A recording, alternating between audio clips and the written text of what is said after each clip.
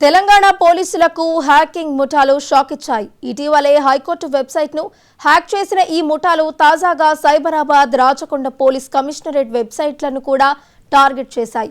దీనివల్ల గత 10 రోజులుగా ఈ వెబ్సైట్లు పూర్తిగా పనిచేయకుండా పోయాయి. ప్రజలు తీవ్ర ఇబ్బందులను ఎదుర్కొంటున్నారు. వెబ్సైట్లలోని లింకులు ఓపెన్ చేస్తే అధికారిక సమాచారానికి బదులుగా బెట్టింగ్ సైట్లకు రీడైరెక్ట్ అవుతున్నాయని పలువురు గమనించడంతో విషయం తీవ్రం అయ్యింది. వెంటనే ఐటీ విభాగం ఈ 2 సైట్లను డౌన్ చేసి సర్వర్లు సురక్షితంగా ఉన్నాయో లేదో పరిశీలిస్తోంది.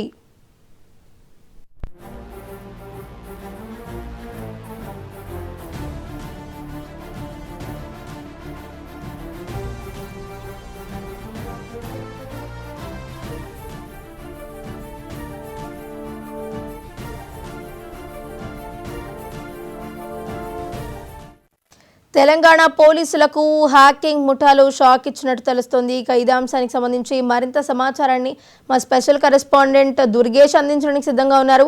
దుర్గేష్, చెప్పండి.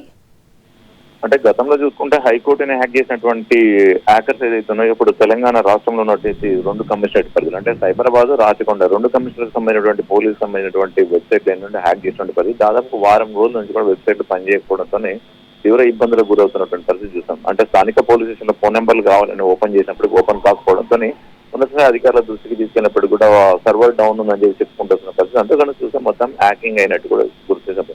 మొత్తం మీద ఐటీ టీమ్స్ అయితే రంగంలోకి దిగినటువంటి పరిస్థితి. 2 కమిషనర్లకు సంబంధించినటువంటి హ్యాకింగ్ చేసింది ఎవరు, ఎక్కడి నుంచి హ్యాక్ అయింది, అసలు ఏం జరిగింది అనేది కోణంలో కూడా హై టెక్నాలజీని ఉపయోగించి హ్యాకింగ్ కాకుండా తగిన జాగ్రత్త చర్యలు తీసుకోవాలనే నేపథ్యంలోనే ఐటీ టీమ్స్ కూడా పనిచేస్తున్న పరిస్థితి. ఎన్ఐసి టీం ఏదైతే ఉందో ఆ టీం కూడా దీనిపైన కూడా ఎక్కువగా ఫోకస్ పెట్టే పరిస్థితి. ఎందుకంటే ఆల్రెడీ గతంలో చూసినట్టయితే ఈ హైకోర్టుకు సంబంధించిన వ్యవహారం కానివ్వండి, మిగతాది అయితే హ్యాకింగ్ చేసినట్టు ఇప్పుడు పోలీసుల మీదనే హ్యాకింగ్ చేశారు కనుక దీనిపైన కూడా కఠినంగా వ్యవహరించాల్సిన పరిస్థితి ఉందని కూడా చెప్పవచ్చు. ఎందుకంటే ఈ పోలీసు డిపార్ట్మెంట్ సంబంధించినటువంటి కూడా